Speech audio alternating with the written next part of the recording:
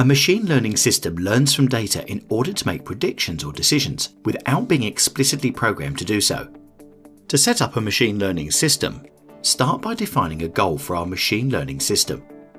We may want to decide whether a credit card transaction is valid or detect when a machine is in need of maintenance. Next, we acquire sample data containing factors that might correlate to a positive or negative decision. The quantity and the quality of the data is vitally important, since it will be what is used to train and evaluate the system. The data must contain the answer correlated to our goal. In our examples, we must determine whether each transaction is legitimate or fraudulent, or whether the machine needs maintenance.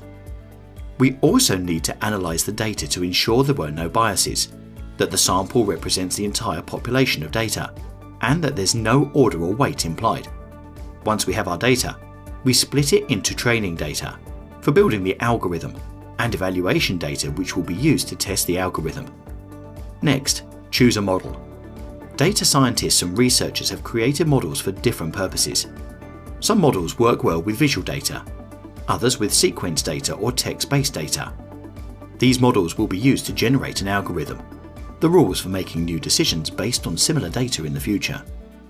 Once we have a model, we can train it, supplying our training data and allowing our model to generate an algorithm that correlates various factors into a decision. The model decides which factors should be weighted and under what circumstances. Next, use the evaluation data to test our new algorithm to see how accurate it is. After testing, we may need to tweak the algorithm by hand, tuning certain parameters and retesting. Finally, we deploy the system into a live environment where its conclusions can be utilized by our business. As we use the system, we can use our results to continue to train the model.